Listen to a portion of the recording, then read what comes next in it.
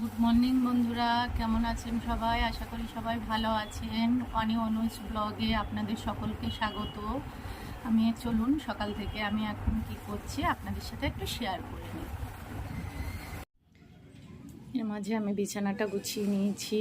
মাম্মাম এখন ওই সাইডটাতে বালিশটা দিয়ে দিই, যার কারণে কি হয় যে মাম্মাম বাই চান্স ওখানে পড়েও ওদিকে উঁকি মারলেও পড়বে না, আর ওদিকে গেলেও ওর মাথায় লাগবে না, বিড আছে। এবার মাম্মাম বসে বসে টুকরো আপেল ধরিয়ে দিয়েছি। খেতে তো পারে না, কিন্তু একটু ওই চিবড়ে চিবড়ে চিবড়ে চিবড়ে যেটুকুনি খায় আর কি। বিছানাটা গুছিয়ে নিয়ে এবার মাম্মামকে একটু তুলে দিয়েছি, ও একটু খেলুক, নিচে নামিয়ে দেবো একটু পরে।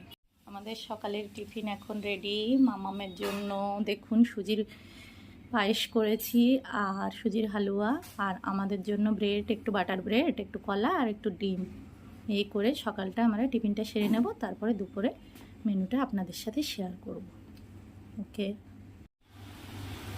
এখন আমাদের দুপুরের মেনুটা আমি রান্না বসিয়ে দিয়েছি। ভেন্ডি ভাজা ওদের সাথে শেয়ার করছি।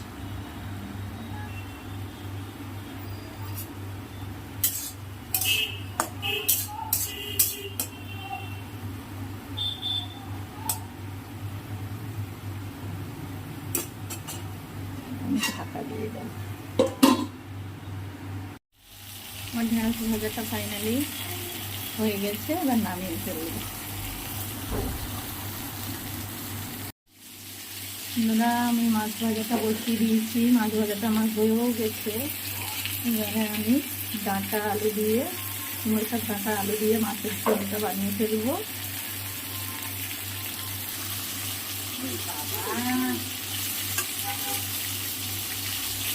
মাছগুলো আমি একটু উল্টে পাল্টে নিয়ে নিলাম।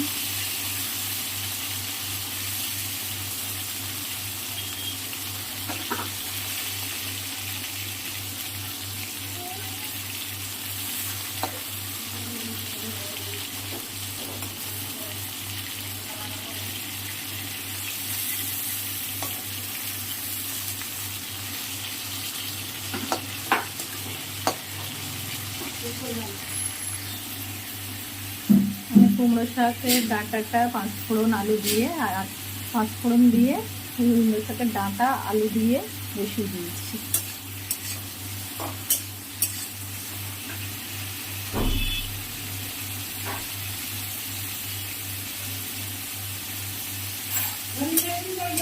এবার আমি একা একে সব কিছুই আস্তে আস্তে দিয়ে দেবো।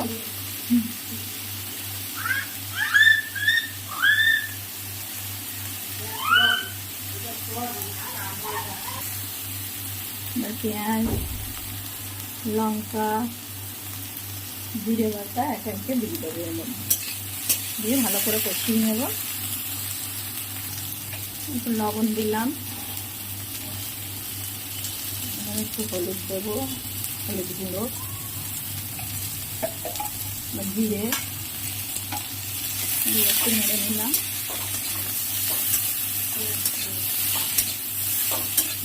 পেঁয়াজ কুচি, লঙ্কা, জিরে বাটা, একটু লঙ্কা দিয়ে দাও, কাঁচা লঙ্কা,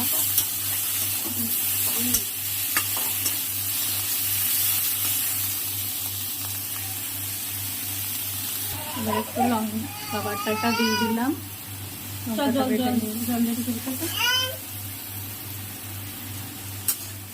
লঙ্কা বাটাটা দিয়ে নিলাম, দিয়ে এবার নেড়ে চেড়ে নিলাম।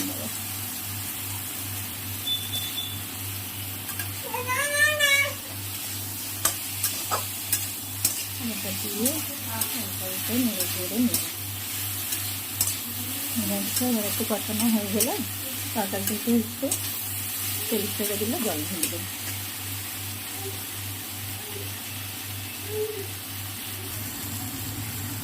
দেখুন আমার তরকারিটা কষানো হয়ে গেছে। এবার আমি তরকারিতে জল দিয়ে দেবো।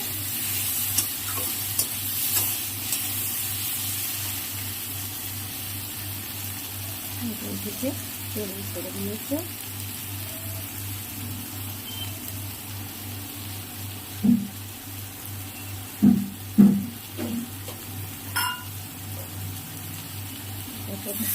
জল দিয়ে দিলাম।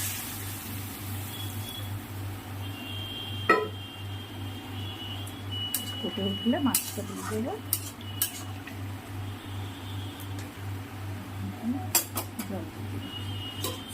ঢাকা দিয়ে দেবো। ঝোল ফুটে গেছে, এবার আমি মাছগুলো দিয়ে দিয়েছি।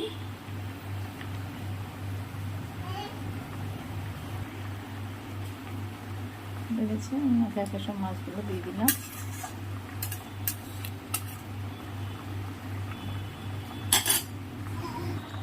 আমার মাছের ঝোলটা প্রায় অনেকটাই রেডি হয়ে গেছে। এবার 2-1টা আলু ঘেঁটে দেবো।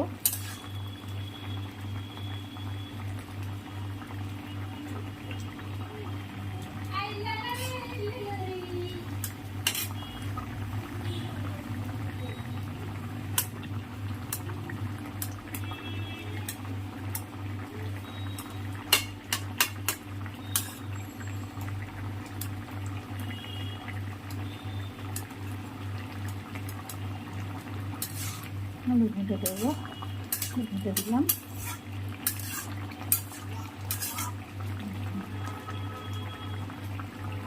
একটু সামান্য ফুটে গেলে এবার নামিয়ে দেবো। মাছের ঝোলটা এবার রেডি হয়ে গেছে, এবার আমি নামিয়ে নেব।